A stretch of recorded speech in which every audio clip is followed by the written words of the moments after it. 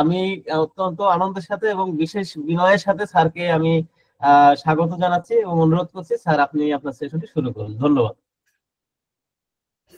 ধন্যবাদ আমাদের অত্যন্ত prominent director academy of real homeopathy Chiranjib Mondal. আসলে বিষয়টা হচ্ছে যে আমাদের যে বিষয়গুলো আমরা একাডেমিটা এটাকে কমপ্লিটলি ডিফারেন্ট স্টাইলে আমরা সাজানোর চেষ্টা করছি, কারণ যেখানে যেখানে ডিফেক্ট আছে আমরা কারেকশন করতেছি আমাদের শেখার বিষয়টা। একাডেমি যেহেতু সেহেতু আমাদের শিখতে হবে, তো তাই আমি আজকে বিষয়টাকে একটু ডিফারেন্টলি আমি প্রত্যেকটা সময় চিন্তা করি কেন হয় না, কি কি ডিফিকাল্টিস, সেখান থেকে পথ খুঁজে আপনাদের কাছে কোনো না কোনো সাবজেক্ট নিয়ে আসি। যেখানে যেখানে আমরা দেখতে পাচ্ছি যে কেন আমাদের এই যে আপনি এত ইন্টারঅ্যাক্টিভ সেশন এবং এত একটা স্কিল বিল্ডিং এর সেশনের মধ্যে মানুষের আগ্রহ খুব কম, এটা কিন্তু একটা ইন্ডিকেশন অফ আমাদের সোসাইটি অথবা আমার দেশের শিখবার আগ্রহ যে কম, সেটা খুব মানে খুব সহজেই টের পাওয়া যায়। আকাশ যেভাবে দেখলেই টের পাওয়া যায় আজকে বৃষ্টি হবে কি না হবে, তেমনি ভাবে আমাদের চরিত্রগুলা, আমাদের যে স্বভাবগুলা খুব টেকনিক্যালি যদি আমরা খেয়াল করি তাহলে কিন্তু এগুলা আমরা ঠিকই টের পাবো যে আমরা কিভাবে প্রোগ্রেস করতেছি অথবা আমরা পিছের দিকে চলে যাচ্ছি। তো এগুলো আমি সবসময় আমাদের যেহেতু সময় আছে আমি চিন্তা করি, আমার এই অবকাশ সময় এগুলো নিয়ে হঠাৎ করে আমার মাথায় যা আসে সেটা আপনারা যে আমাকে সময় দেন, আমি সেই জন্য ধন্যবাদ আপনাদের জানাই। আমি আজকে আবার সেই একইভাবে আপনাদের আমার তরফ থেকে আন্তরিক শুভকামনা দিয়ে আজকের সেশন শুরু করছি। সেশন শুরু করার আগে আপনার একটু যেটাকে বলে যে আপনার আইস ব্রেকিং, যে আপনাকে সম্পৃক্ত করার জন্য দুইটা প্রশ্ন করব। মানে আমাদের সাবজেক্ট যেটা এফেক্টিভ স্টাডি টেকনিক যেটা, এটা কিন্তু এটার যে পটভূমিকা যেটা, সেটা আমরা কিভাবে করব এবং কেন করব, কোন জায়গায় সাজাবো, সেটা আমরা পরে আসবো, একটার পর একটা কমপ্লিটলি ডিফারেন্টলি করব। তার আগে আপনাদের কাছে আপনারা কি শিখতেছেন, জানতেছেন, আপনার চিন্তার গভীরতা কতটুকু, এগুলো আমার বোঝার একটা ব্যাপার আছে। যেহেতু আপনার কেউ আমার সামনাসামনি নেই, কাউকে আমি সরাসরি কাউকে কি বলবো প্রশ্ন করার সুযোগ আমার নেই, আমি শুধুমাত্র আপনাদেরকে আপনাদের সেন্স গুলাকে বুঝে নিয়ে দুই একজনের প্রশ্ন করে তারও বেস করে নিয়ে আমি প্রত্যেকটা সেশন সাজাই সেভাবে। তো এবার চলে আসি, আমি আপনাদের কাছে একটা প্রশ্ন করব, আপনারা চট করে আনমিউট করে উত্তর দেওয়ার চেষ্টা করবেন। সেটা কথা হচ্ছে যে আপনারা হয়তো সবাই জানেন যে আমাদের একটা শব্দ আছে ভালোবাসা, এবং এই ভালোবাসার শব্দ নিয়ে এত বেশি মাতামাতি হয় এবং এই ভালোবাসার যে একটা ভিন্ন মাত্রায় এই ভালোবাসাকে নিয়ে যাওয়া হচ্ছে, ঠিক আছে, এই ভালোবাসা আর ভালো রাখার মধ্যে তফাৎটা কি?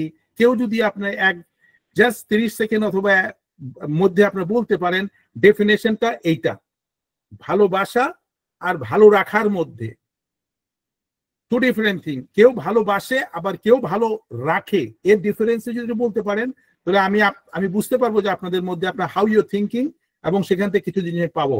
হ্যাঁ, আনমিউট করে বলেন হোয়াট দ্য ডেফিনেশন, ভালোবাসা এর মধ্যে ডিফারেন্সটা আপনি একটা কি করেন, অ্যানালাইজ করে একটু বলেন।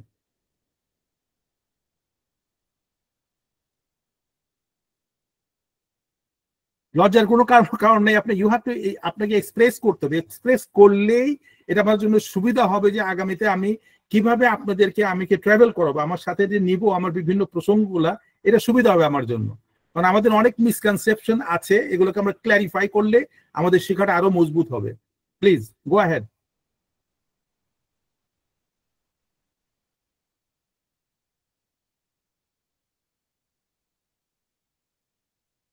সবাই একটু স্থির হয়ে গেছে বুঝতে পারতেছি।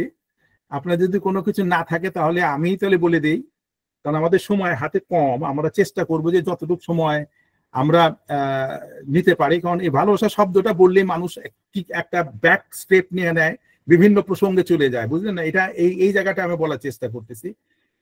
ভালো যে কেউ বাসতে পারে কিন্তু ভালো সবাই রাখতে পারে না। আমি একবারে সহজ ভাষায় বললাম, ভালোবাসাটা সহজ কিন্তু সে ভালোবাসাটাকে ধরে রাখাটা অত সহজ না, তার জন্য কিছু কাজ করতে হয়। সে কাজ করে সে কাজের মাধ্যমে প্রমাণ করা হয় যে আমি তোমাকে ভালোবাসি অথবা তোমার প্রতি আমার এই এই জিনিসটা আছে। কিন্তু আমি ভালোবাসলাম কিন্তু তোমাকে ভালো রাখতে পারলাম না, সে ভালোবাসার তো কোনো মূল্য নাই, দুদিন পরে উড়ে চলে যায়। বলে না যে ভালোবাসা একদিক দিয়ে ঢুকে, এই জানলা দিয়ে ঢুকে, যখন অভাব আসে, সরি দরজা দিয়ে ঢুকে, যখন আসে ভালোবাসা বের হয়ে চলে যায় জানলা দিয়ে। অর্থাৎ বাস্তব যে কঠিন যে বিষয়টা, এই কঠিন বিষয়টাকে আমাদের বুঝতে হবে।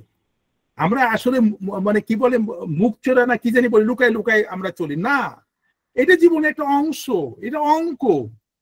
মা যখন আপনাকে ভালোবাসে, মাকে কোনোদিন বলে বাবা আমি তো ভালোবাসি? আর আপনি যখন মাকে ভালোবাসেন, আপনি কি কোনো সময় বলেন যে মা আমি তোমাকে ভালোবাসি? না, এটা আমাদের আমাদের আমাদের চলন বলন এবং আমাকে সমর্পণ করার মাঝখান দিয়ে জিনিসটা আসে। যেমন আমি যদি বলি ভালোবাসার কথা, আমি একাডেমি অফ রিয়েল হোমিওপ্যাথিকে আমি ভালোবাসি, এবং এটা করার জন্য আমি একবারও বলি যে আমি একে ভালোবাসি ভালোবাসি ভালোবাসি না। আমার কার্যক্রম, আমার অ্যাটাচমেন্ট, আমার চেষ্টা, আমার যাই কিছু যতটুকু আমার জ্ঞান আছে সেটাকে আমি পুরোটাই দেওয়ার চেষ্টা করি, আপনাদেরকে বোঝার চেষ্টা করি, এবং সেটার মাঝখান দিয়ে এটা আমার, আমি জাস্ট এক্সপ্লেন করতেছি, হয়তো আমি পারি না, তার মধ্যে আমি এটাকে চেষ্টা করি যে কতটুকু। ঠিক আছে, আমি আপনাকে কথা দিলাম কিন্তু সে অনুযায়ী কথা রাখলাম না, তো ভালোবাসা তো হলো না।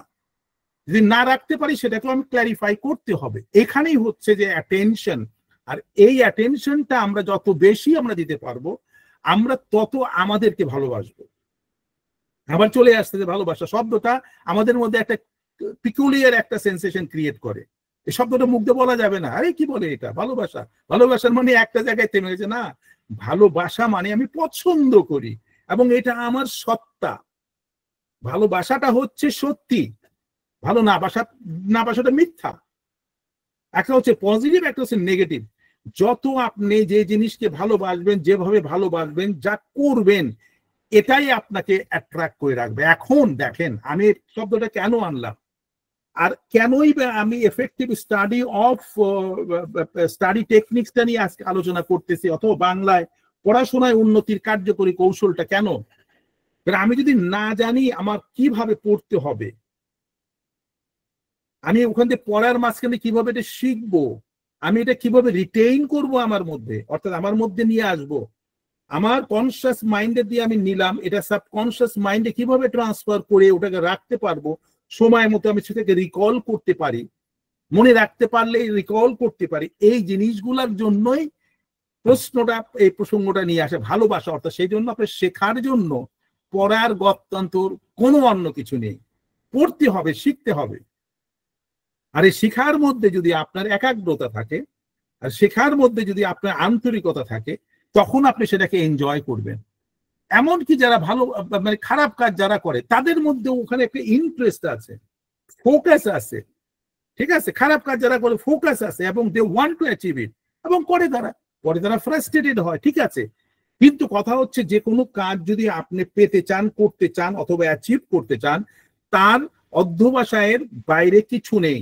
কিন্তু এখন আমি কেন প্রসঙ্গটা নিয়ে আসছি, আমাকে অনেকেই বলেছে আজকাল ছেলেমেয়েরা পড়তে পারে না, পড়তে চায় না, বিভিন্ন এক্সকিউজেস খুঁজে, বলে যে স্পেশালি কি কোথায় যাচ্ছে তারা এই যে স্পেশাল কোচিং করার জন্য, এই একটা ভিতরে ঢুকায় রেখা নিয়ে সেখানে তাকে ফোর্সেবলি তাকে বোঝানো হয় এবং সে মেমোরাইজ করার চেষ্টা করে, শেখার চেষ্টা করে, না করলে কোনো উপায় নাই, ধরে ধরে তাদেরকে জোর করে শেখানো হচ্ছে। না, শেখা কোনদিন ধরে ধরে করা যায় না, শেখাটা হচ্ছে আগ্রহের ব্যাপার।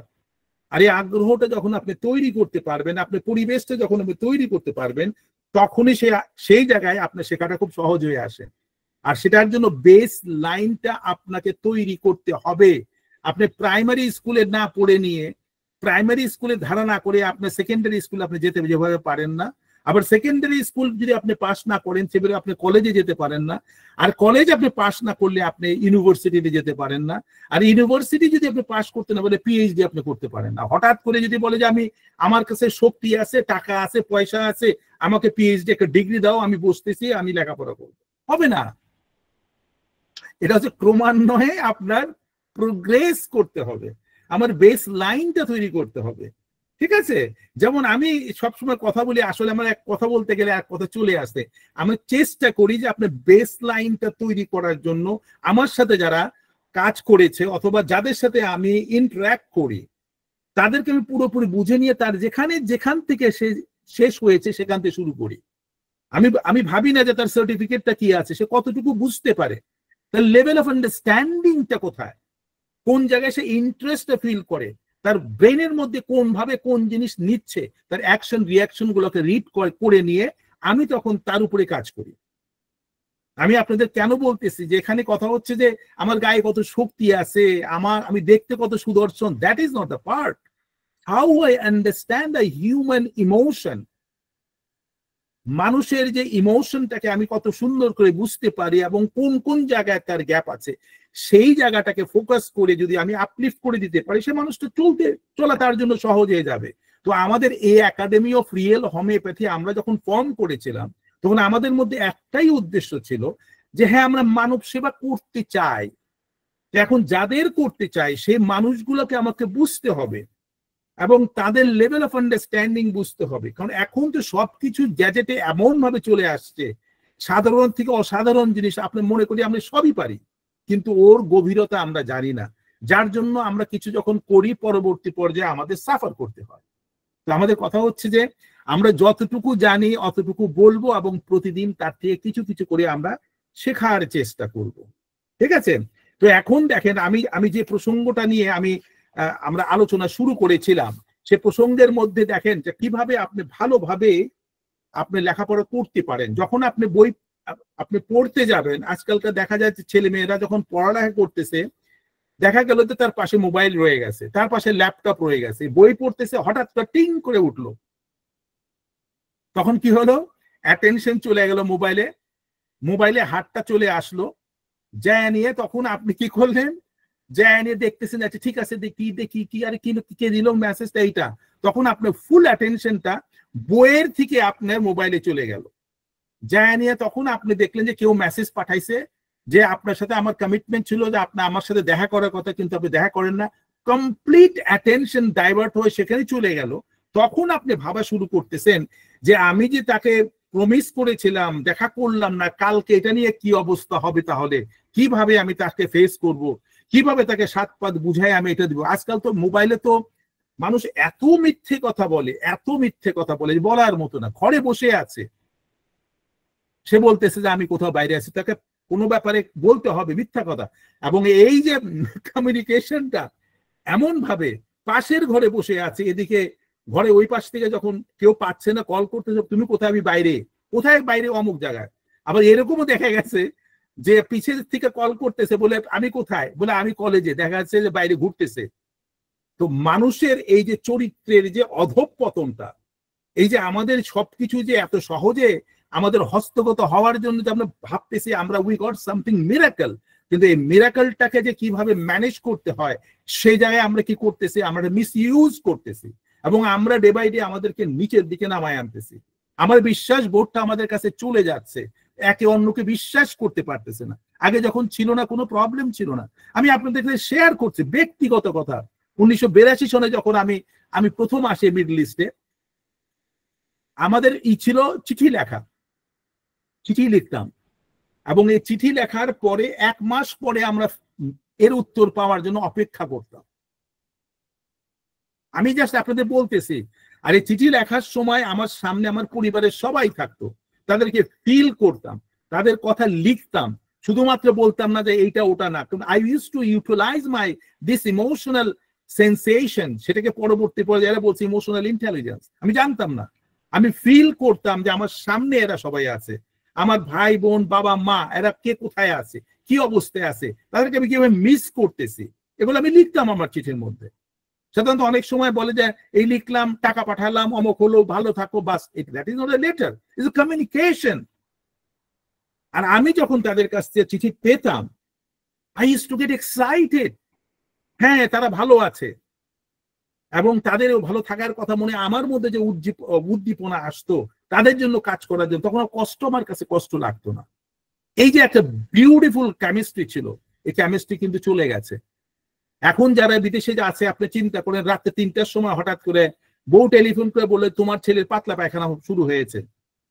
আরে বা পাতলা পায়খানা হয়েছে, তুমি ডাবের পানি খাও, কিছু খাও, এটা গ্রামে তো করে থাকে। কেন কল করে তাকে জানান লাগবে কালকে সকালবেলা 7টার সময় তাকে অফিসে যেতে হবে, 3টার সময় সে যখন চিন্তার মধ্যে আসলো, তার চিন্তাটা এমন এক পর্যায়ে চলে গেল যে সে সারা রাত ঘুমাতে পারলো না। সে ঘুমাতে না পারে পরের দিন সকালে যখন আপনি ডিউটিতে গেল, সে পারফর্ম করতে পারলো না, একটা কোনো অ্যাক্সিডেন্টও হতে পারে।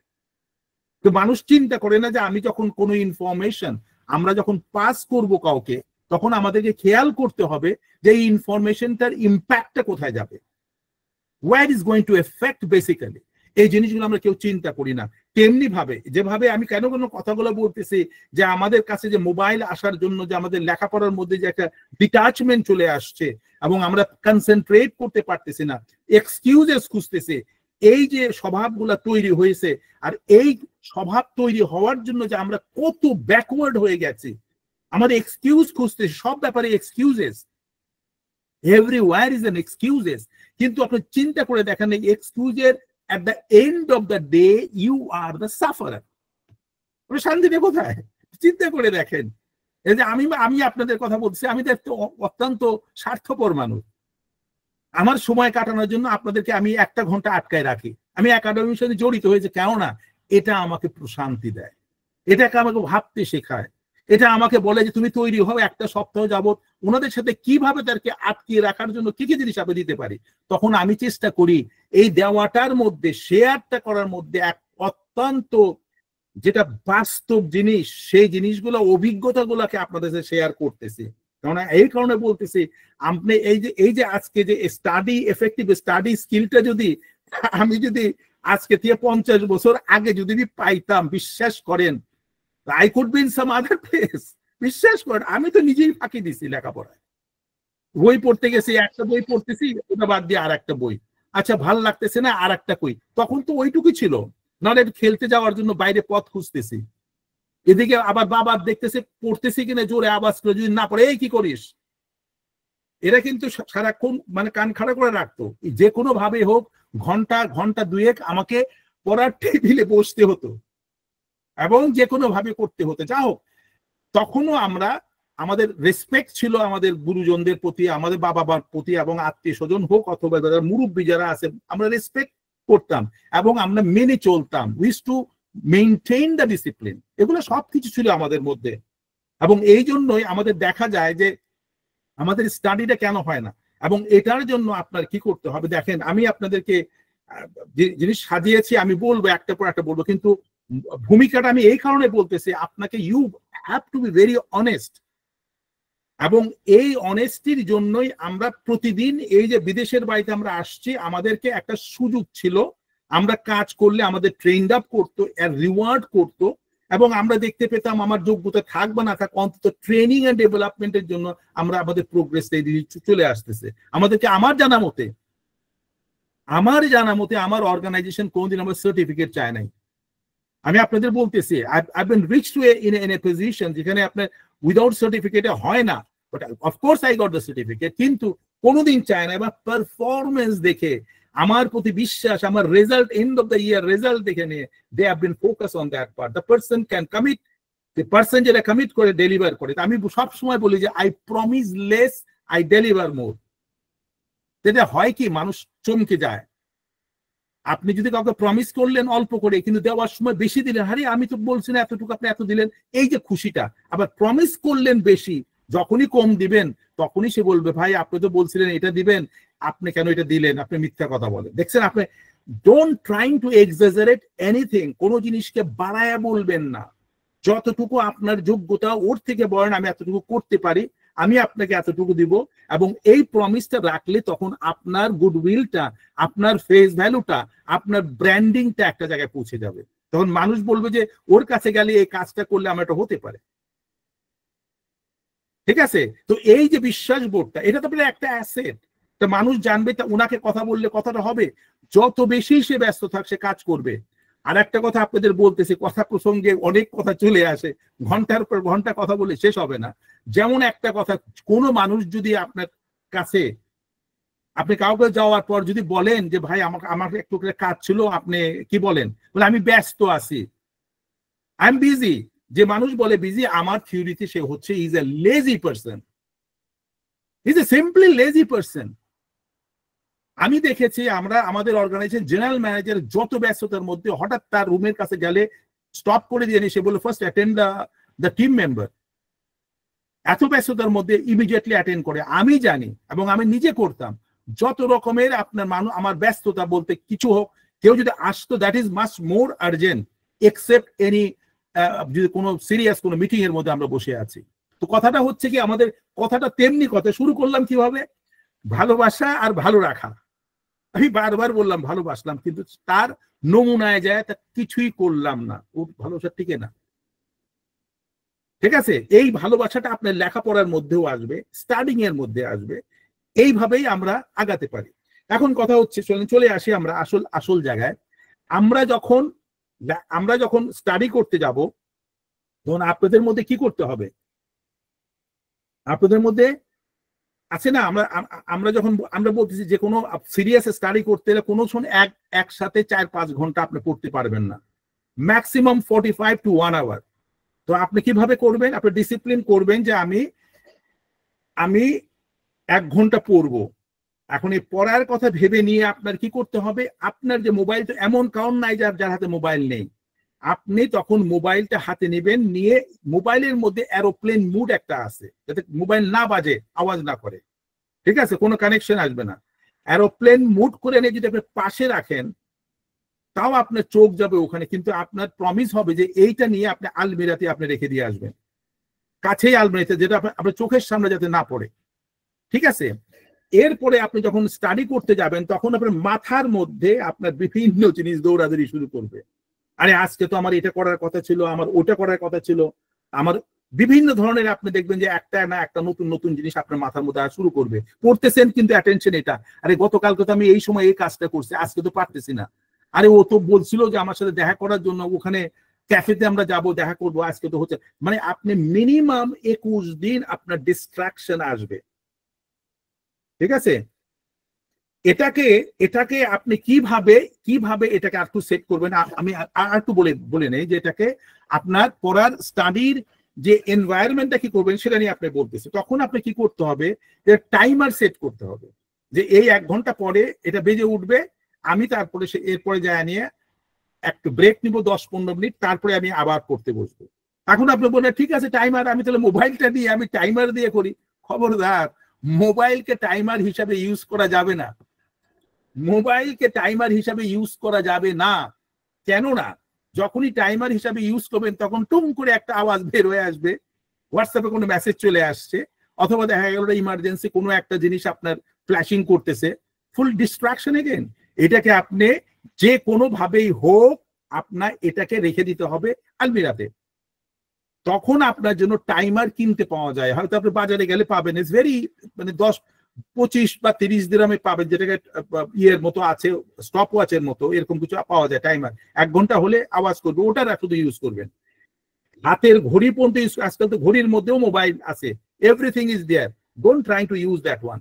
তাহলে কি হবে, আপনি ফুললি নিজেকে রেস্ট্রিক্ট করে নিয়ে আপনার যে একাগ্রতা যেটা আছে সেটাকে আপনি ডিফাইন করছেন, because you are the one who is supposed to develop yourself, nobody else. আপনার জীবনে সফলতার জন্য কেউ আপনার কাছে আসবে না, আপনাকে করতে হবে। You decide, you detect yourself what you are supposed to do. বিশ্বাস করেন, আপনার নিজের সাথে আপনাকে ভালোবাসেন, আর আপনাকে ভালোবাসতে চান, তাহলে এই কাজটা করতে হবে। তো টাইমার সেট করেন, তারপরে আপনার কি করতে হবে, 1 ঘন্টা আপনি পড়তেছেন, অনেক কষ্ট করে পড়ালেখা করবেন, তারপরে যখন বেজে উঠবে লাভ দিয়ে, তখন এই আমার শেষ হয়েছে 1 ঘন্টা, যান মোবাইল দেখেন, 10 to 15 মিনিট ফিনিশ হয়ে গেল, 15 মিনিট পরে আপনি আবার আসবেন, আবার টাইমার দিবেন। আমি বেস লাইনটা আপনাদের বলতেছি, এরপরে অনেক কিছু আমরা বলতে পারি, এটা কিন্তু খুবই জরুরি। আমি যে আজকে বলতেছি, আমিও কিন্তু এভাবে কাজ করি নাই, আমি যেহেতু স্টাডি করেছি, I got the materials, I got the information, এবং সেখান থেকে আমি দিছি, এবং চেষ্টা করব আমি এটাকে ইমপ্লিমেন্ট করার জন্য, যাতে আমি I can do something more effectively and more productively. এখন অনেকে বলে তুমি তো রিটায়ার করেছো, রিটায়ার করে তুমি কাজ কাম করার কোনো প্রয়োজন নাই, বসে থাকো, বানাবে, টাকা আছে, টাকা আসতেছে, খাওয়া আসতেছে, খাচ্ছ। You are completely killing yourself. আপনি জানেন না, আপনি যখন ইনঅ্যাক্টিভ হয়ে যাবেন, আপনার whole system is not going to response to you, brain function করবে না, আপনার মাসেল ফাংশন করবে না, আপনি হাঁটতে পারবেন না, চলতে পারবেন না। তখন মানুষ বলবো রিটায়ার হয়েছে, ও বসে থাক ওখানে, তাকে মুখে তুলে তুলে খাওয়া দেওয়া হচ্ছে। এ কাজ ভুলেও করা যাবে না, specially those who have been already cross 60। আমি খেয়াল করতে হবে, এই কথা বারবার বলা হয়, এবং এই জিনিসটা যখন আপনি অ্যাক্টিভ থাকবেন, আপনি ভালো থাকতে পারবেন। তাহলে আমরা কোথায় ছিলাম, এই টাইমার দিয়ে আমরা 1 ঘন্টা পড়লাম, এভাবে আপনি প্রতিদিন 4টা ঘন্টা আপনি পড়তে হবে, কেননা আপনি পরীক্ষার প্রিপারেশন নিচ্ছেন, যেখানে আপনি ভাবছেন 10 ঘন্টা আপনি পড়বেন, এবং এর জন্য কত এক্সকিউজেস আপনি দিচ্ছেন। 10 ঘন্টা আমার না পড়লে হয় না, এটা করতে হবে, না করলে এটা হবে। কিন্তু আপনি যদি 4টা ঘন্টা এভাবে যদি আপনি পড়তে পারেন, তখন আপনি দেখবেন যে আপনি কোন লেভেলে পৌঁছে গেছেন, তখন আপনি একটা সিস্টেম আসবে। আর আমি বলছিলাম যে অ্যাটমিক হ্যাবিটের মধ্যে বলছিলাম যে 21 দিন যদি আপনি টাইম ক্রস করতে পারেন, 22 দিন থেকে আপনাকে কাউকে রিমাইন্ড করা লাগবে, মানে system is going to readjust by default. আপনি 22 দিনের দিন আপনি পুরনো জিনিস আপনি করতে পারবেন না। এই জন্য একটা ডিসিপ্লিন, কোন যেটাকে ক্র্যাশ প্রোগ্রাম যেটা বলে, যেমন আর্মিতে যেভাবে ক্র্যাশ প্রোগ্রাম করে, আপনি যারা ক্যাডেট কলেজে পড়ে তাদের মধ্যে ক্র্যাশ প্রোগ্রাম আছে, এবং এর পরবর্তী পর্যায়ে তারা একটা ডিসিপ্লিন লাইনে চলে আসে। কিন্তু আমাদের মধ্যে এই জিনিসটা নাই, যার জন্য ইদানিং এ যে আপনার এই যে কি জানি বলে যে টিউশন করে না, কি জানি বলে স্কুল পরে যায় নিয়ে পড়ালেখা করে, যেখানে যে বিভিন্ন ভাবে একটা বাপ মা সহ সবাই যাচ্ছে আসতেছে, পড়তে হবে, স্কুল থেকে আসেনি ওখানে পড়তে হবে, তার লাইফের আর কিচ্ছু নেই। দিস ইজ অল ইনডিসিপ্লিন, এবং এতে আমরা শুধুমাত্র সার্টিফিকেট গুলো আমরা পাচ্ছি, বাট অ্যাজ এ হিউম্যান, যে হিউম্যানিটি আপনার মধ্যে ডেভেলপ হচ্ছে না। ঠিক আছে, তাহলে এইভাবে আপনার যদি 21 দিন যদি এভাবে পড়েন, অটল থাকেন, অধ্যবসায়ের পরিপূরক কিছু নেই, অধ্যবসায় কোনো পরিপূরক কিচ্ছু নেই। আপনার মনে হবে যে আপনি নরকে আছেন 21 দিন। ঠিক আছে, আপনি এরপরে আপনার দেখা যাবে যে এই আপনার এটার আগ্রহটা আপনার কমেও আসতে পারে। কেন না আসবে জানেন? আপনার এর পিছনে কারণটা হচ্ছে আপনার পুরনো অভ্যাস, উইথড্রল সিস্টেম আপনার মধ্যে দেখা দিবে, যে আপনি আগের কাজগুলো করতেছেন না। উইথড্রল সিস্টেম যেভাবে যারা নেশাগ্রস্ত হয়, যারা অ্যালকোহলিক, যারা ধূমপায়ী, যারা ড্রাগ এডিক্টেড, অথবা যারা মোবাইল এডিক্টেড, যারা অন্যান্য খারাপ কাজে এডিক্টেড, এডিকশনটা কি সেটা নিয়ে আমি পরবর্তী পর্যায়ে আলাপ করবো। ডোপামিন কিভাবে এটাকে কাজ করে, I will try to give you much more scientific reason behind it. শুধুমাত্র ফর্মুলা দিলাম আপনি ফলো করবেন, no, I need you to understand. আপনাদেরকে আমি বুঝিয়েই ছাড়বো যে আপনারা বুঝেন, এটা আপনার মধ্যে প্রবেশ করানোর চেষ্টা করবে। when you agree and it started working। তো যেভাবে একজন যারা সিগারেট যারা ছেড়ে দেয়, অথবা যারা ড্রাগ এডিক্টেড, যারা অ্যালকোহল এডিক্টেড, ঠিক আছে, তারা যখন হঠাৎ করে যে কোনো ভাবে ছেড়ে দেয়, তারা পারে না, তার হোল সিস্টেমটা তাকে ইমব্যালেন্স করে, তখন তাকে বলে উইথড্রল সিস্টেম। ঠিক আছে, এটা কিন্তু আপনার মধ্যে এটা আসতে পারে। এখন কি কাজ করতে হবে, এখানে প্যারালাল ওয়েতে আপনাকে নোটপ্যাড রাখতে হবে। একটা বই আমি এর আগেও বলেছি, আমাদের অ্যাটমিক হ্যাবিটের মধ্যে যেটাকে বলছে জার্নালিং, আপনারা যারা জয়েন করেছেন আমার সেশনে, এই জিনিসটা কয়জন প্র্যাকটিস করছে আমি জানি না। আমি তো সেশন নিয়ে যাচ্ছি, শোনা শেষ না। Until and unless you are practicing it's an wastage of your time. আমি বলে দিচ্ছি, আপনি যখনই এটা লিখবেন, একটা নোটপ্যাড রাখবেন, যেটা যেটা আপনার মাথায় আসতেছে নোট করেন। আরে আমার তো অমুকের সাথে দেখা করার কথা ছিল, মাথায় আসতে লিখে ফেলেন। আরে আমার তো এই পানির বিলটা দেওয়ার কথা ছিল, লিখে ফেলেন। আরে আমার তো পানি ধরার কথা ছিল, লিখে ফেলেন। আরে আমার তো এই যে বলছিলাম যে জিনিসটা এনে দিব মাকে, ও লিখে ফেলেন। এগুলো যখন মাথায় আসবে লিখে ফেলেন, টাক টাক টাক টাক করে লিখে ফেলেন। এটা যখন আপনি লিখবেন, এটা আপনাকে হেল্প করবে কি জানেন? পরের দিন যখন পড়তে বসবেন, এই কাজগুলোকে আপনি গোছায় নিয়ে তারপরে পড়তে বসবেন। These are the techniques. These are very, very easy techniques. ঠিক আছে, তাহলে এইবার আপনাদের all excuses is going to go off from there. এরপরে আপনার কি করতে হবে, এই যে এগুলা যদি আপনার এই ডিস্ট্রাকশন থেকে বের হতে না পারেন, that is going to give you the difficult situations. তো আমি কি আপনাদের বুঝাতে পারলাম? আমাদের কথাটা হচ্ছে যে বেসিক্যালি আপনার এনভায়রনমেন্ট তৈরি করতে হবে, এবং এনভায়রনমেন্ট তৈরি করার জন্য আপনাকে ফোকাস করতে হবে। আপনার ফোকাস যখন করবেন, তখন আপনার বই আপনার সামনে থাকবে, আপনার টেবিলে অপ্রয়োজনীয় কিচ্ছু থাকবে না, ভেরি ক্লিন টেবিল। এটাও কিন্তু স্টাডির একটা টেকনিক। আপনার ওয়ালের মধ্যে কোনো পোস্টার থাকবে না, কোনো কারোর ছবি থাকবে না, কিচ্ছু না।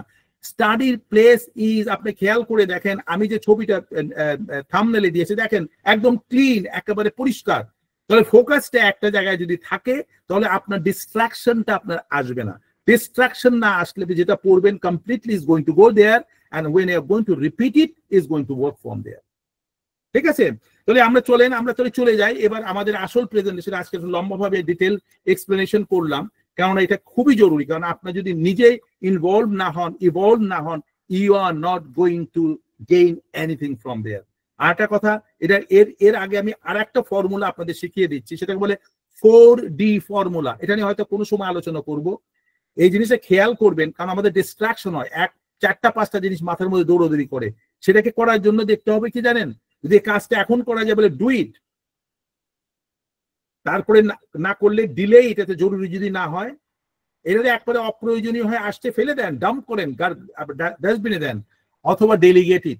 বিশাল সাবজেক্ট এটা, সাধারণত ম্যানেজমেন্ট স্কিল এগুলো করে থাকে বড় বড় কোম্পানি, যারা টপ ক্লাস, যারা লিডার্স আছে, তারা দে ফলো ভেরি স্ট্রিক্টলি, এটা তাদের রিচুয়ালস এর মতো তারা কাজ করে।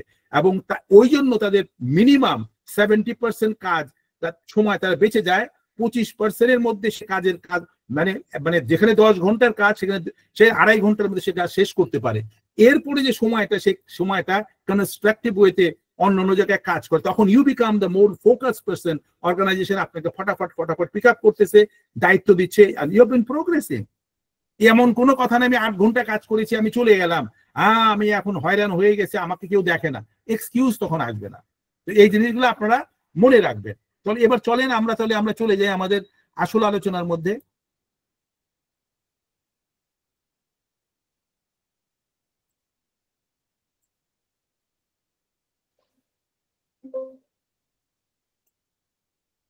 এখন আপনি দেখেন, আমি যে কথা প্রথমে বলেছিলাম যে আপনার পড়ার টেবিলটা এমন ভাবে আপনার হওয়া দরকার, পরিষ্কার আপনার হওয়া দরকার, সেই জিনিসটা একটু খেয়াল করতে হবে। দেখেন, আপনি পড়বেন যে যেখানে বইটা আসছে সেখানে যে লাইটটা সরাসরি পড়ে, যেন আপনি দেখতে পান। ঠিক আছে, আপনার টেবিলটা ভেরি ক্লিন থাকবে, কোনো ডার্টি থাকবে না, আশেপাশে কোনো রকম কিছু থাকবে, কোনো ডিস্ট্রাকশনের কোনো স্কোপ থাকবে না। দেখেন, আমি আপনাদের কাছে আবারও বলার চেষ্টা করতেছি যে আপনার রুচিবোধ, আপনার চিন্তা চেতনার মধ্যে একটা মানুষকে দেখার জন্য তার বিভিন্ন জিনিস প্রেজেন্টেশনের মাঝখান দিয়ে আপনি তাকে ইভ্যালুয়েট করতে পারেন, এই মানুষটা কি করতে পারে। দেখেন, I am not a professional in doing all this presentation, কিন্তু যেহেতু আমি এ কাজে জড়িত হয়েছি, আমি এগুলো শিখেছি কিভাবে এটাকে প্রেজেন্ট করতে হয়, পাওয়ার পয়েন্ট তৈরি করতে হয়। আমি কোনোদিন এগুলো আমার করার প্রয়োজন, আমার সেক্রেটারি করতে এগুলো। যেহেতু আমাকে কে করে দেওয়ার সুযোগ নেই, আমি আর চেষ্টা করতেছি, নিজেকে আপগ্রেড করতেছি, যে এখনকার বর্তমান অবস্থার সাথে আমি কিভাবে এটা এফেক্টিভ ওয়েতে আমি কাজগুলো করতে পারি।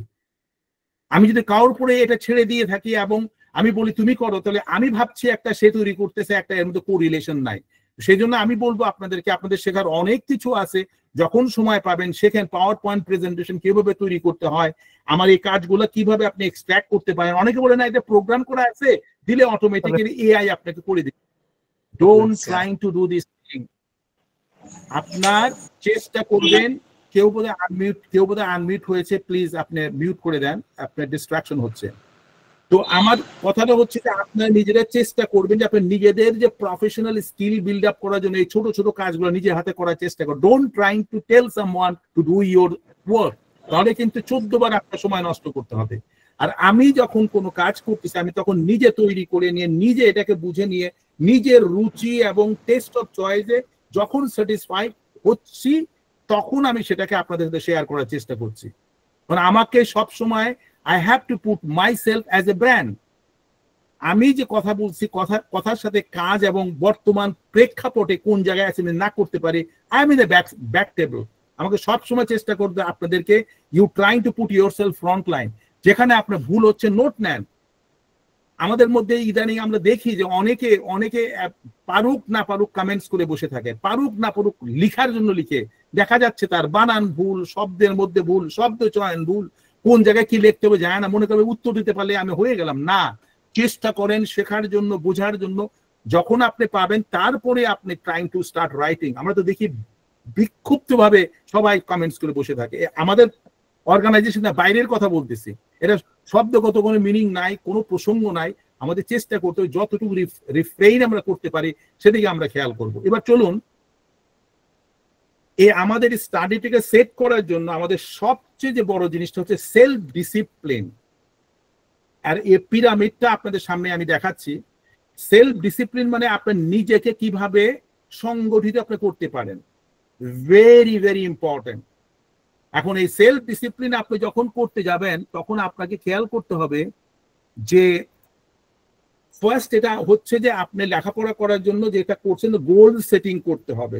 গোলটা সেটিং মানে লক্ষ্য নির্ধারণ, আপনি কি করতে চাচ্ছেন।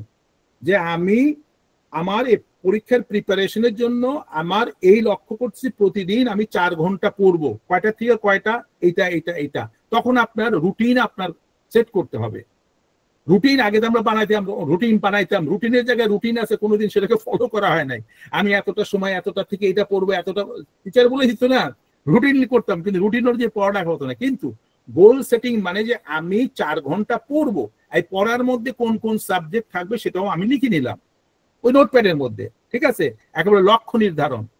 এরপরে চলে আসতেছে কি জানেন, এবং এই যে গোল সেটিং করতে হবে, গোলটা করতে হবে একদম পরিষ্কার, যা লিখতেছেন ভেরি স্পেসিফিক, এবং যে গোলটা দিচ্ছেন ইট শুড বি অ্যাচিভেবল। আছে না স্মার্ট, SMART, এর কিন্তু প্রত্যেকটা অ্যালফাবেট নিয়ে বিউটিফুল এক্সপ্লেনেশন দেওয়া আছে, দেখে নেবেন। এরপরে স্টেয়ারটাকে বলা হয় যে টাইম অ্যান্ড এনার্জি ম্যানেজমেন্ট। তার মানে সময় এবং শক্তি ব্যবস্থাপনা। আপনি যে সময়টা দিচ্ছেন, 4টা ঘন্টা দিচ্ছেন, এই সময়টা এবং এর জন্য যে আপনি পরিশ্রম করতেছেন, এই যে এনার্জি দিচ্ছেন, এটা কিভাবে ম্যানেজ করবেন, ঠিক আছে, এবং সময়কে অ্যালোকেট দ্য টাইম এফেক্টিভলি, কতটুকু সময় কোন বইটার জন্য পড়বেন, কতটুকু আপনি পড়ার পরে রিভিশন করবেন, কতক্ষণ আপনি লিখতে হবে দেখে নিয়ে, আবার ওটাকে আবার না দেখে পড়তে হবে, এগুলা এইভাবে অ্যালোকেট আপনাকে করতে হবে। এরপরে কি চলে আসতেছে, আপনি নেক্সট স্টেয়ারে যাচ্ছে কনসিস্টেন্সি। এই যে কনসিস্টেন্সি হচ্ছে ধারাবাহিকতা, দৃঢ়তা। আপনি গতকালকে পড়লাম, আজকে এসে ভুলে গেলাম, ঠিক আছে আগামীকালকে আমি পড়বে, চলবে না, এটা যেতে পারে না। আপনাকে পড়তে যখন হবে, এই টাইমের সময় কোনো কম্প্রোমাইজ নাই। যে জিনিসটা আমি নিজে প্র্যাকটিস করতে পেরেছি, দেখেন আপনারা হয়তো খেয়াল করেছেন, আমি এর আগেও বলেছি, যেহেতু আমি এই ওয়েনেসডের যে ওয়েবিনারের যেটা আমি যখন কমিটেড হয়েছি, এবং আপনাদের আগেও বলেছি, এমন একটা সিচুয়েশন আমার ছিল যে সময়ে সেই দিন আমার খুবই জরুরি কাজের জন্য আমি আবুধাবির থেকে আজমানে আমি ছিলাম, এবং সেখান থেকে আমার ফেরা সম্ভব না, কিন্তু আমার ডিটারমিনেশনে I will reach before the time, শুধুমাত্র 15 মিনিট না আধা ঘন্টা আমি ডেফার করেছিলাম। এইটাকে বলে যে কনসিস্টেন্সি, এবং আপনারা সেটা খেয়াল করেছেন, এটা আমাকেও ডিসিপ্লিন করিয়েছে। এরপর একটা স্টেয়ার কেসকে বলা হয় রিজিলিয়েন্স। রিজিলিয়েন্সটা হচ্ছে স্থিতিস্থাপকতা। তার মানে কি, আপনি শিখবেন যেখান থেকে আপনি ফেলিওর হচ্ছে, সেখান থেকে আপনি রিওয়ার্ড ব্যাক কিভাবে করে আসবেন। আপনি পড়ে গেছেন, এখন পড়ে গেছেন, আমি তো ফেল হয়ে গেলাম, no, you have to learn how to overcome, how to come back, ঠিক আছে, এরপর আপনার গ্রোথটা আপনার আসবে। এইটার জন্য যে ডিসিশন মেকিংটা, এটাকে বলা হয় এটাকে বলা হয় রিজিলিয়েন্স। আর ফাইনালি যেটা হচ্ছে সেলফ কন্ট্রোল, আত্মনিয়ন্ত্রণ বা আত্মসংযম। আপনি ডিসিপ্লিনের মধ্যে এই জিনিসটাকে আপনার, এই মাস্টারিংটা আপনার করতে হবে। আসলে শুধু এই স্লাইড নিয়ে বলতে গেলে অনেক বলা যাবে, তবে আপনারা, আমি বলতেছি শুধুমাত্র আপনাদের জাস্ট উইন্ডোটাকে ওপেন করে দেওয়ার জন্য। স্লাইডগুলো আমি তো পিডিএফ পাঠাবো, দেখে নেবেন, বারবার দেখবেন, আপনাদের এটা বেনিফিট হবে। আর কারো যদি কোনো ব্যাপারে কোনো কনফ্লিক্ট থাকে, প্লিজ রিচ টু মি, আমাকে মেসেজ পাঠান, I am going to talk to you, I will try to explain to you without any deficiency. আমি অবশ্যই আপনার সাথে কন্ট্যাক্ট করব, কোনো অসুবিধা নাই। আপনারা আমার সাথে কমিউনিকেট করতে পারেন। শুধু হয়তো যদি আপনি টেলিফোনে যোগাযোগ করতে চান, বোটিম ইনস্টল করে নেবেন, তাহলে সুবিধা হবে, আপনার কলটা ইজিলি করতে পারেন। এরপরে দেখেন, এই যে আমাদের এই প্রসঙ্গটা হলো একটা, এখন এই লেখাপড়ার মধ্যে যে আমাদের হ্যাবিটের মধ্যে যে বিভিন্ন সময় বিভিন্ন ভাবে যে আমার ডিস্ট্রাকশন গুলো হয়, কেন হয়, habit, how habit forms in the brain, আপনার যে পুরোনো অভ্যাসটা কিভাবে এটা তৈরি হয়, এটা নিয়ে আমি অ্যাটমিক হ্যাবিটে ইন ডিটেলস আলোচনা করেছি। এরপরে স্লাইডটা আমি দিচ্ছি, কারণ আছে আমাদের নেক্সট স্লাইডের মধ্যে অন্যটা প্রসঙ্গ আসবে। যেমন ফার্স্টে হচ্ছে ফ্রন্টাল কর্টেক্স, যারা ডাক্তার আছে জানেন, এই ফ্রন্টাল কর্টেক্স নিয়ে যদি আমি বলি, আপনি বিশ্বাস করতে পারেন, এই যে যেটাকে আমরা এখানে বলি, এটা এই যে বলি কপাল কপাল কপাল বলি না, এবং এই কপালে টাচ করলে কিন্তু এখানে কাজ হয়, ইট হ্যাজ এ হিউজ পাওয়ার, এবং এখান থেকে সত্যি কথা মিথ্যা কথা বের হয়। আমি এটা নিয়ে রেফারেন্স করতে গেলে পুরো একটা হোল সেশন করা যাবে বিভিন্ন রেফারেন্স নিয়ে, that is a different part, আপনাদের দিচ্ছি। এরপরটা হচ্ছে কি, যে আপনার রাইট সাইডে যেটা আছে রিয়াট্রাম, ঠিক আছে, এটার এই জায়গায় সরি আমি ভুল বললাম, স্ট্রিয়াট্রাম, এই জায়গায় আপনার ডোপামিন যেটা আছে, যে হরমোনটা আছে, এখান থেকেই কিন্তু ব্রেনের বিভিন্ন জায়গায় আপনার ট্রান্সমিট হয় এবং এখান থেকে আপনার হ্যাবিটের বিল্ড আপ হয়। লাস্টেটা হচ্ছে সাবস্টেন্সিয়া নিগ্রা। ঠিক আছে, আমি আপনাদের বলছি, এটা নিয়ে বলতে গেলে আমাদের সময় অত্যন্ত কম, time is running fast, so much, আমাদের ফুল স্লাইড পড়ে আছে। এরপরে আমি বলতেছি এই ডোপামিনের লুপটা কি, এইটা স্লাইডটা খুব ভালো করে দেখেন। Dopamine driven feedback loop. আপনার অভ্যাস যেটা, আপনি যখন অভ্যাস ফরমেশন হয়, রেড কালারে যেটা দেখতেছেন, এটা হচ্ছে অভ্যাস ফরমেশন হয়েছে। এটা যখন আপনার মুভ করতেছে, it means it become addiction. এখন এই অভ্যাসটা ভালো হতে পারে, খারাপও হতে পারে। আপনি ভালো কাজের যদি এডিকশন হয়, ভালো কাজই করবেন, খারাপ কাজ যদি আপনার হয়, সেটা খারাপ কাজই আপনি করবেন। দেখেন, এটাকে ভালো করে খেয়াল করেন। এরপরে এটাকে স্টিমুলাস যখন হয়, এটাকে যখন আপনার স্টিমুলেট করে, যেটা কি বলে, এটাকে আপনার বাংলা শব্দটা আমি পাচ্ছি না, স্টিমুলেট করে, তখন এটা ভালো যদি হয়, ডিস্ট্রাকশনে চলে যেতে পারে। আবার যদি যদি ভালো হয়, এটা ভালো সাইডের এটা একটা এফেক্ট আসতে পারে। খারাপ যদি হয়, এটা ডিস্ট্রাকশন মুডে চলে আসতে পারে। আর এটা যখনই স্টিমুলাস অবস্থায় আসবে, তখন আপনার ডোপামিন যে আপনার হরমোন যেটা আছে, যে কথা আমরা সব সময় বলি, is a very important hormone, এই হরমোন তখন আপনার রিলিজ হওয়া শুরু হবে। আর যদি রিলিজ যখন হয়, তখন আপনার কিন্তু ডিজায়ারটা অত্যন্ত বেড়ে যাবে। আপনার হরমোনটা, ডোপামিন যদি আপনার রিলিজ না হয়, আপনি মারাও যেতে পারেন। আগ্রহ কমে আসবে, খাওয়া কমে আসবে, ভালো লাগছে না, কথা বলতে ইচ্ছা করছে না, তার মানে আপনার ডোপামিন রিলিজ হচ্ছে না। শুধু ডোপামিন নিয়ে হয়তো আগামীতে আমরা আলোচনা করব। আর এই ডোপামিন যখন রিলিজ হয়, দেখেন আপনি নিচে লেখা আছে প্লেজার, আপনার মধ্যে আনন্দ অনুভব হয়। খেয়াল করবেন, অর্থাৎ আপনি যখন ভালো একটা গান শুনেন, আপনি যখন ভালো একটা খাবার দেখে আপনার সুবাসটা আপনাকে আনন্দিত করানো, তখন একটা শান্তিময় অভ্যাস সৃষ্টি কেন হয়, তখন ডোপামিন আপনার ফ্লো করে। এবং এটার উপরে একটা রিসার্চ আসে। আমি ভেবেছিলাম যে আমি এটা নিয়ে আলোচনা করব, এটা নিয়ে আপনার একটা ফিডব্যাক লুপ তৈরি করেছিল। ঠিক আছে, এবং এই যে ডোপামিনটা হচ্ছে নিউরোট্রান্সমিটার, এটা হচ্ছে নিউরোট্রান্সমিটার ডোপামিনটা। 1954 neuro scientist mister James Olds and mister Peter Milner, এনারা একটা রিসার্চ করেছিল এবং তারা এটা এক্সপেরিমেন্ট করেছিল আপনার ইঁদুরের উপরে। এই এক্সপেরিমেন্টটা করার সময় তখন তারা ওই ইঁদুরের ব্রেন মাথার মধ্যে একটা ইমপ্লিমেন্ট করছিল ইলেকট্রোলাইটস। ব্রেনের মধ্যে যখন দেওয়া হয়, এই ইঁদুররা তাদের ডোপামিন রিলিজ হওয়া বন্ধ হয়ে যাওয়ার পর কিছুদিন পরে ইঁদুররা মারা যায়। ঠিক আছে, মারা যায় কেন? ওই যে ইলেকট্রোলাইটটা দেওয়ার জন্য ওই ফ্লোটা যখন মানে দেওয়া হলো, তখন তাদের ইন্টারেস্ট, খাওয়ার ইন্টারেস্ট কমে গেল এবং তার ফ্রেন্ডের হাতে মিশার ইন্টারেস্ট কমে গেল, কাজ করে ইন্টারেস্ট কমে গেল। কারণ এই ডোপামিনটাই কিন্তু আপনাকে ডাইরেক্ট করে। তাহলে আমাদের ডাক্তার ভাইদের জন্য আমি এটা বলার চেষ্টা করতেছি, একটা মানুষ যখন বলতেছে যে আমার খাওয়ার রুচি নেই, আমার ভালো লাগতেছে না, আমার অমুক, এই because of all this thing, আপনার এই ধরনের হ্যাপিনেস যেটা আপনার যে হরমোনটা, এটা যখন রিলিজ কমে আসবে, তখন আপনার ইন্টারেস্ট কমে আসবে। এই জিনিসটাও কিন্তু লেখাপড়ার মধ্যে যদি আপনার ইন্টারেস্ট বিল্ড আপ না করতে পারেন, তাহলে কিন্তু ডোপামিন রিলিজ না হলে কিন্তু পড়ে আনন্দ পাবেন না। যখন আপনি পড়ে আনন্দ পাচ্ছেন, তার মানে আপনার ডোপামিন রিলিজ হচ্ছে। তাহলে কি হলো, ডোপামিন রিলিজ হওয়ার পর ডিজায়ার ফর মোর, এরপরে বলে আমি আরো চাই, আমি আরো পড়তে চাই, আরো খেতে চাই, আরো এনজয় করতে চাই। এটা ডোপামিনের কাজটাই হচ্ছে বাড়িয়ে তোলা, আগ্রহ বাড়িয়ে তোলা। তখন এটাকে রিইনফোর্স, যখন আপনি চাইবেন, এটা আপনার শক্তিশালী হয়ে আপনার কাছে আবার পুনরায় হ্যাবিট ফরমেশন চলে আসবে।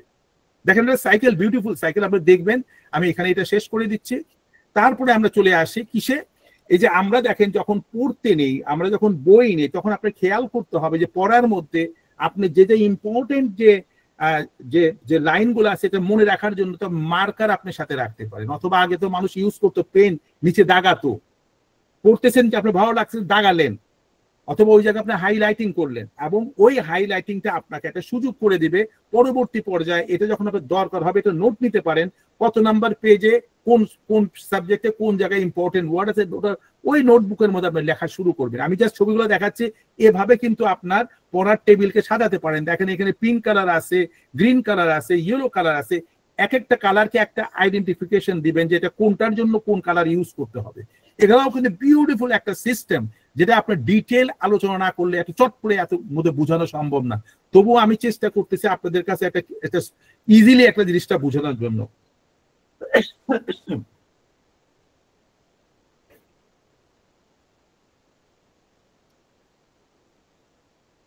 আমরা যেহেতু সময় কম, আমরা এই পড়াশোনাকে যদি আপনি ডেভেলপ করতেন 10টা একটা আপনার প্রসেস আছে, এই 10টা প্রসেস আপনারা যদি ভালো করতে চান তাহলে এই 10টা প্রসেস নিয়ে আমরা আজকে আলোচনা করব, করে শেষ করে দেব। এই 10টার মধ্যে পড়াশোনা ভালো করার জন্য হার্ড ওয়ার্ক থেকে বেশি প্রয়োজন স্মার্ট ওয়ার্ক। না আমি পড়তেছি ও করে পড়তেছি, দিন রাত 24 ঘন্টা পড়ছি, কিন্তু পড়ার মধ্যে কোনো ডিসিপ্লিন নেই, তখন আপনাকে কি হবে, কিছুই মনে আপনার থাকবে না। কিন্তু এটাকে যেন গুছিয়ে সাজিয়ে কিভাবে করতে হয়, কোন দিনের কোন সময় পড়তে হবে এবং কতটুকু পড়তে হবে, যেভাবে আমি প্রথমে শুরু করেছিলাম যে এইভাবে আপনি 1 ঘন্টা করে পড়েন এবং তারপরে ব্রেক নেন, তারপরে আবার পড়েন, ব্রেক নেন, নোট নেন, এই জিনিসগুলোকে বলে স্মার্ট ওয়ার্ক। কিছু কৌশল অবলম্বন করলে অল্প পরিশ্রমে বেশি ফল পাওয়া সম্ভব। এবার আমার পড়ালেখার শুরুটা কি হবে, দিনের শুরুটাকে আপনি কাজে লাগাতে হবে। পড়াশোনায় ভালো করতে হলে সময়কে কাজে লাগাতে হবে, এটি খুবই গুরুত্বপূর্ণ। অনেকেই বেলা করে ঘুম থেকে ওঠে, অনেকে মনে করেন সারা রাত পড়লাম আমি একটু লেট করে ঘুমের থেকে ওঠে। আপনি জানেন না, ভোরের পড়া 10 ঘন্টা দিনের যদি পড়বেন তার থেকে সকালে 2 ঘন্টায় কিন্তু ফুল কভার করা সম্ভব। এ নিয়ে আমরা আগেও আলোচনা করেছি। ফলে দিনের অধিকাংশ সময় চলে যায় অবহেলায়। ঠিক আছে, আমরা সকালে যদি না পড়তে পারেন, দিনের বেলা 10 ঘন্টা পড়বেন কিন্তু পড়ার জন্য কোনো আসবে না, আননেসেসারি কাজের মধ্যে জড়ায় যাবেন, কিন্তু পড়া কিচ্ছু হবে না। কিন্তু যদি আপনি প্রতিদিন ভোরে ঘুম থেকে উঠেন তাহলে বেশ অনেকটা সময় আপনি পেয়ে যাবেন পড়ার জন্য, কারণ ওই সময় কোনো ডিস্ট্রাকশন নাই, ডিস্টারবেন্স নাই কোনো ব্যাপারে, এবং সকালের যে ওই এনভায়রনমেন্টটা আপনার ব্রেইনটা ফুললি অ্যাক্টিভ থাকে এবং ওই অবস্থায় আপনার রিটেনশনটা মোর হয়। আপনার ব্রেইনের মধ্যে আপনি যে কনসিয়াস মাইন্ডে নিচ্ছেন সাবকনসিয়াস মাইন্ডে ইজিলি ট্রান্সফার হয়ে যায়, কোনো ডিস্টারবেন্স থাকে না, যেটাই হয় ফুললি রেকর্ডেড হয়। ফলে আপনি নিজে পড়ার তৈরির জন্য বেশি সময় পাচ্ছেনই, অন্যদের থেকেও এগিয়ে থাকছেন অনেকটা। এই জন্য যারা ইন্টেলিজেন্ট স্টুডেন্টস তারা করে কি, ফজরের নামাজের পরে উঠে নিয়ে পড়ালেখা 2 ঘন্টা পড়ার পর সারাদিন খেলতেছে, আর যারা 8টা পর্যন্ত ঘুমাচ্ছে উঠে নিয়ে পড়তেছে 2 ঘন্টা, দিনের মধ্যে পড়তে পারতেছে না এবং রাত্রে যাও পড়তে পারতেছেন, তারা যা দেখা গেল পরীক্ষায় ফেল করে বসে আছে। এরপরে যে কন্টিনিউয়েশনটা হচ্ছে প্রতিদিনই আপনাকে শিখতে হবে। আপনি কেন, আপনি যদি মনে করেন যে আমি 5 বছর আগের থেকে আমি ফলো করছি, না, প্রতিদিনই পৃথিবীতে নতুন কিছু না কিছু হচ্ছে, এভাবেই পৃথিবী এগিয়ে যাচ্ছে। এই এগিয়ে যাওয়া পৃথিবীর সঙ্গে তাল মেলাতে হলে আপনাকে শেখার প্রক্রিয়ার মাধ্যমে থাকতে হবে। এবং নতুন ভাবে কি শিখবেন, নতুন একটা সিস্টেম আসছে, আপনি যদি এখন অবজ্ঞা করেন যে কম্পিউটার আমি করবো না, আগের স্টাইলে লেখাপড়া করবো, হবে না, আপনাকে you have to catch up. এবং যতটুকু সম্ভব অতটুকু করেন, তার মানে সারা দিন রাত আপনার কম্পিউটার বসে থাকতে হবে না, এর যে বেস্ট আউটপুটটা আপনার নিতে হবে। প্রতিদিন এই ছোট ছোট শেখার বিষয়গুলো যদি এক সময় দেখবেন যে আপনার মধ্যে দক্ষতার সৃষ্টি হয়ে আসবে এবং আগামীতে আপনি পড়ালেখাও ভালো করবেন, জীবনেও আপনার উন্নতি আসবে। দেখেন এই পড়ালেখার মধ্যে বাচ্চাদেরকে ছেড়ে দিয়ে বলে যাও তুমি ওখানে লেখাপড়া করো না, বাচ্চার সাথে থাকতে হবে। You need to attend the child এবং ওর সাথে ফ্রেন্ডলি টার্মস করে, ওর যে বয়স সেই বয়স অনুযায়ী চিন্তা করে, কাছে থেকে প্রশ্ন করে, না জানার ভান করে যদি আপনি থাকেন, সে বাচ্চাটা আপনার কাছে শুনতে চাইবে এবং অনেক সময় অনেক প্রশ্ন করবেন, আসলেই কি তাই? তখন সে খুশি বলে, হ্যাঁ দেখো এখানে এই বইতে এটা লেখা আছে, তাই নাকি, তুমি তো অনেক জানো। এই যে এক ধরনের ওয়ে অফ কমিউনিকেশন, এটাকে রিস্টাবলিশ করতে হবে। আমি এ কথা বলেছি, সঠিক পরিকল্পনা দরকার, আপনাকে প্ল্যান করতে হবে যে আপনি কি করতে চাচ্ছেন। Without planning you don't reach anywhere. কোনো কাজের সঠিক পরিকল্পনা হলো কাজটির অর্ধেক। আপনি প্ল্যান যদি সঠিকভাবে করতে পারেন, গুছিয়ে নিতে পারেন, আপনার কাজ হয়ে গেল, তো ফটাফট ফটাফট আপনার কাজ শেষ করতে পারলেন। কিন্তু দেখা গেল প্ল্যান করলেন না, বসলাম, নড়াচড়া করলাম, চা খাইলাম, পান খাইলাম, মানে তারপরে মোবাইল চেক করলাম, তারপরে বসলাম, দেখা যাবে অ্যাটেনশনটা চলে গেছে। আপনি যদি প্ল্যানটা করেন, সামনে রাখেন, তারপরে ফোকাস থাকবে একটা জায়গায়, ফটাফট আপনি সব কাজগুলা শেষ করতে পারবেন। তাই পড়ার আগে কি কি পড়বেন তার পরিকল্পনা করতে হবে। ভালো হয় একদিন আগেই যদি পরিকল্পনা করে রাখতে পারেন, যেদিন যে পরের দিন কি পড়তে হবে তার পরিকল্পনা করতে, কি করতে হয় ওটাকে বলা হয় যে থিংস টু ডু। আমরা করতাম আমাদের মধ্যে, আমরা আগামীকালকে যে কাজগুলো করবো একটা প্যাডের মধ্যে আমাদের লেখা ছিল থিংস টু ডু, এবং আজকে যে কাজটা আমার করা হয়নি সেটা 1 নম্বরে থাকবে। 2 নাম্বার আমার প্ল্যান অনুযায়ী, আপনার স্কেডিউল অনুযায়ী কি কি কাজ প্রায়োরিটি আছে সেট করে নিয়ে আমরা ওভাবে করতাম। পরের দিন আসা নিয়ে দেখা গেলো যেটা আজকে যেটা পেন্ডিং ছিল ফট করে শেষ করে ফেললাম। তারপরে যে প্রায়োরিটি ওয়ার্ক যেটা আছে, যেটা আপনার ম্যানেজমেন্ট টিমকে আমাকে দিতে হবে, অথবা স্টাফের জন্য প্রয়োজন আছে, অথবা হেড অফিসের জন্য প্রয়োজন আছে, এটা যেন করা হলো, তাহলে আপনার আননেসেসারি সময় নষ্ট হবে না। কেউ যদি আপনার অফিসে আসে, কথা বলা শুরু করলো, আপনি চা খাচ্ছেন, গল্প করছেন, দুপুরের দিকে আপনার খেয়াল হলো যে আমি তো রিপোর্ট পাঠাই নাই হেড অফিসে, আর আমি তো আমার স্টাফের এই কাজটা কমপ্লিট করি নাই, আমি তো কোম্পানিকে রিপোর্ট করার কথা সেটা করি নাই। এই জন্য দরকার কি হচ্ছে যে আপনার পরিকল্পনাটাকে ফুল সেটল করে রাখবেন, এতে আপনার এন্ড অফ দ্য ডে কোনো রকমের হেডেক আর থাকবে না। লেখাপড়ার বিষয়টা একই, লেখাপড়া যখন করবেন পড়বেন আর লিখবেন, পড়বেন আর লিখবেন। কেন বলতেছি আপনি জানেন? আপনি হাতের আঙ্গুল দিয়ে যখন কলমটা ধরতেছেন, এই কলমের উপর প্রেসার পড়তেছে, আপনি জানেন এই হাতের আঙ্গুলে যে প্রেসার, একে বলে আকু প্রেসার, আর এর সাথে আপনার ব্রেনের মধ্যে আপনার প্রেসার পড়তেছে। আপনি যেটা পড়তেছেন, দেখতেছেন, লিখতেছেন, বাই ডিফল্ট ইজিলি সেটা রেকর্ড হয়ে যাচ্ছে। সেই জন্য কথা হচ্ছে যে এই পরিকল্পনার সাথে আপনি যেটা পড়বেন এবং এটা লিখবেন, এবং কঠিন বিষয়গুলো যদি প্রতিদিনই পড়ার রুটিনে রাখেন, তাহলে ধীরে ধীরে সেগুলো আয়ত্তে আসবে। অনেক কঠিন, কিন্তু যখন রেগুলার করা শুরু করবেন, দেখবেন পড়তেছেন, লিখতেছেন, পড়তেছেন, লিখতেছেন, তখন এই বিষয়গুলো আপনার জন্য সহজ হয়ে যাবে অনুশীলন করার জন্য। আবার দেখেন, যখন আপনার এই এই এই আলোচনা বিশেষ করে অফিসের মধ্যে হয়, লেখাপড়ার মধ্যে আপনার সাবজেক্টে অসুবিধা হচ্ছে, গো অ্যান্ড ডিসকাস, জিজ্ঞেস করেন, আপনার টিচারকে জিজ্ঞেস করেন, অথবা আপনার কলিগকে জিজ্ঞেস করেন, সরি আপনার স্টুডেন্ট যে আপনার ফ্রেন্ড তাকে জিজ্ঞেস করেন, যে জানে তার কাছে যান।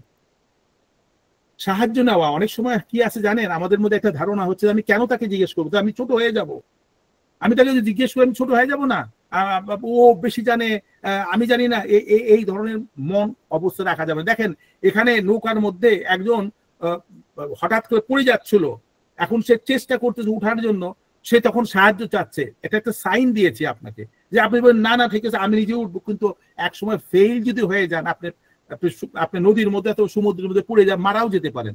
সেই জন্য চেষ্টা করতে হবে যে কিভাবে আপনি আপনার এই প্রয়োজনে আপনার বন্ধুর কাছ থেকে সাহায্য নিতে পারেন, যার কাছে দরকার যাবেন, এতে কিছু যায় আসে না, ছোট হলেও তার কাছে যেতে পারেন। এই আত্ম অহংকার যেন না থাকে যে আমি যদি যাই আমার অসম্মান হবে, কারণ আমি জানি না, ও জানে। এটা এক ধরনের একটা মানসিক সিকনেস। পড়ার সময় গেজেট নয়, এই বিষয়ে তো আমরা আলোচনাই করে ফেললাম। চেষ্টা করবেন যে অ্যাভয়েড করার জন্য mobile, internet, Facebook, Messenger, Instagram, YouTube, Temu যা আছে সেখান থেকে সামনে মোবাইল দেখা যাবে না। এ নিয়ে আমরা আলোচনা করেছি, আপনি দেখেছেন। পড়ার সময় যদি শব্দগুলো আওয়াজ করে পড়া হয়, যে কথা আমি প্রথমে বলেছি, আমরা ছোটবেলায় পড়তাম, আওয়াজ না করলে আমার বাবা এসে মারতো, বলতো তুমি আওয়াজ করে পড়ো, ভুল হলে এসে কারেকশন করতো। তাহলে এই শব্দটা কানে যখন যাবে, সেগুলা মনোযোগ বৃদ্ধি পায়, এতে জটিল বিষয়গুলো ভালোভাবে মনে গেঁথে যায় এবং স্মৃতিশক্তি শক্তিশালী হয়। অযথা আড্ডা নয়। যারা স্টুডেন্ট আছেন, যারা পড়ালেখা করতে চান, আড্ডাটা হচ্ছে ছাত্র জীবনের মধুরতম বিষয়, হলো বন্ধুত্ব। বন্ধুরা আপদে বিপদে পাশে থাকে, তারা জীবনে সঞ্চয়, কিন্তু অযথা আড্ডা ভালো নয়। এতে সময় নষ্ট হয়, পরনিন্দা হয়, পরচর্চা বেড়ে যায়, দ্বন্দ্ব কলহ বৃদ্ধি হয় পায়। তাই চেষ্টা করবেন অযথা আড্ডা বা ঘোরাফেরা না করে সেই সময়টা সৃজনশীল কাজে লাগাতে। আমরা আসি না বসে বসে আড্ডা করতে মারতেছে, বসে আছি, আমি রিটায়ার করছি, আমার কোনো কাজ নাই, চলো এইটা খাই, সেখানে যাই, ওখানে সময় না। Trying to do something. আপনি প্রয়োজনে একটা ছোট বাচ্চাকে পড়ান, তাকে শেখান, তাকে হাত ধরে থাকেন, আপনি ভালো ফিল করবেন। You will be really enjoying this part. লক্ষ্য স্থির রাখুন, লক্ষ্য যদি চোখের সামনে ভাসতে থাকে তাহলে সময়ের অপচয় অনেকটা কমে যাবে। অর্থাৎ আপনি যদি প্রপারলি আপনি ফোকাস করতে পারেন আমাকে ওখানে পৌঁছতে হবে, তখন কিন্তু ডাইনে বাই কিচ্ছু দেখবেন না। আপনি ফোকাসটা যখন কারেক্ট হবে আপনি খুব দ্রুত সেখানে পৌঁছে যাবেন। তাই প্রতিদিন নিজের লক্ষ্য স্বপ্ন যখনই সময় পাবেন তখনই একবার অবলোকন, তখন দেখার চেষ্টা করুন কি আপনি চান, এটা মনে করার চেষ্টা করুন, রিফ্লেক্ট করেন। এতে পড়াশোনায় উৎসাহ পাবেন এবং কাজেও মনোযোগী হওয়া যাবে। নেতিবাচক চিন্তা থেকে দূরে থাকুন। সব সময় আপনি কোনো জিনিস আমি আমার দ্বারা হবে না, এটা হবে না, ওটা হবে না, আমাদের একটা অভ্যাস আছে কিন্তু না আমি তো এটা জানি না, এই ধরনের চিন্তা নাই। আমি জানি না, আমি পারি না, প্রয়োজন নেই। যেটা আপনার সামনে আসছে তার উপরে আস্তে আস্তে কাজ করে শুরু করেন। আপনার ফার্স্ট স্টেপই আপনার লক্ষ্যে পৌঁছিয়ে দিবে। কারণ একবার হাঁটা শুরু করলে না থামলে লক্ষ্যে অবশ্যই পৌঁছবেন, 2 দিন আগে অথবা 2 দিন পরে। এই জন্য বলা হচ্ছে যে পরিশ্রমে উৎসাহ যোগাবে। অনেক সময় অপরের নেতিবাচক কথায় অনেকে হতাশ হয়ে পড়ে, অনেকে বলে না তোমাদের কাজ হবে না, এটা বলা যাবে না। নেতিবাচক চিন্তা চলে আসে মনের মধ্যে, তখন আপনি বলে বউ যখন বলছে তাহলে বোধহয় আমার দ্বারা হবে না, মনটা খারাপ করে বসে আছি। এ ধরনের মানুষকে এড়িয়ে চলবেন। যারা আপনাকে নিয়ে সবসময় ক্রিটিসাইজ করার চেষ্টা করে, আপনাকে আন্ডারমাইন করার চেষ্টা করে, এসব মানুষের পাশে কোনোদিন যাবেন না। তাহলে নিজের ইতিবাচক পজিটিভ মাইন্ডসেটটা ধরে রাখতে পারবেন। হতাশা নয়, সাধনার পথ কুসুমাস্তীর্ণ নয়, তাই ব্যর্থতা আসতেই পারে, কিন্তু এতে হতাশ হবেন না। লক্ষ্য স্থির থেকে কঠোর পরিশ্রম করে যান, সফলতা অবশ্যই পাবেন। ধৈর্য ধারণ করুন, ধৈর্যের ফল সবসময় মিষ্টি হয়। হতাশা হলো মানসিক বিষ, যারা ফ্রাস্ট্রেটেড, এটা মনের ভিতরে একটা বিষের সৃষ্টি করে, টক্সিন সৃষ্টি করে, যা মানুষকে ভিতর থেকে ধ্বংস করে দেয়। একটা শব্দ কিন্তু এতে কত গভীরতা এটা বলে শেষ করা যাবে না। এবার আপনি আসেন, এই যে আপনি কিভাবে লেখাপড়া করবেন সেটা সায়েন্টিফিক ওয়েতে এটা কি বলা হচ্ছে। প্রথম হচ্ছে যে আপনার অবজারভেশন, তাকে বলে পর্যবেক্ষণ। তারপরে সে পর্যবেক্ষণ করে এটা নিয়ে গবেষণা করবেন, রিসার্চ করবেন, যেটা এটা দেখলাম এটা কি হতে পারে।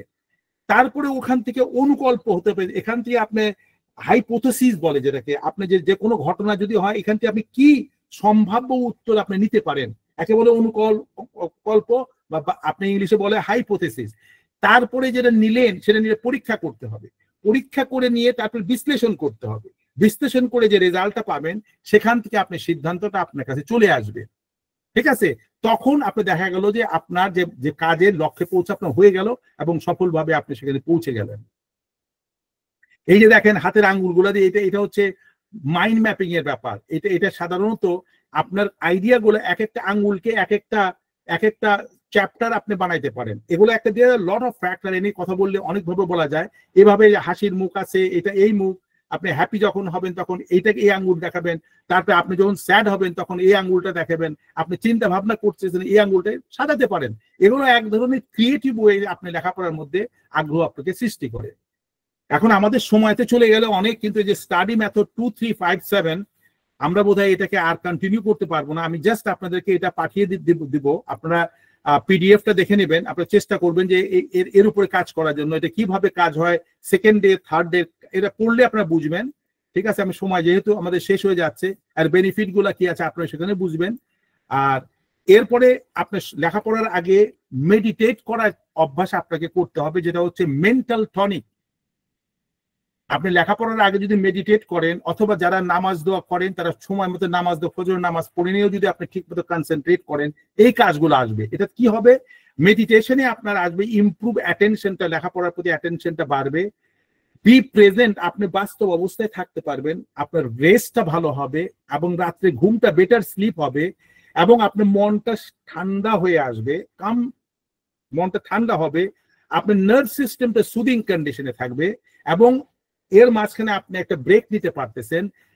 তারপরে আপনার যত রকমের অ্যাংজাইটি আছে অ্যাংজাইটি আপনার থেকে চলে যাবে। তাহলে লেখাপড়ার আগে অথবা যে কোনো কাজের আগে যদি আপনি মেডিটেশন করেন, এটার ফলাফল অবশ্যই ভালো হয়।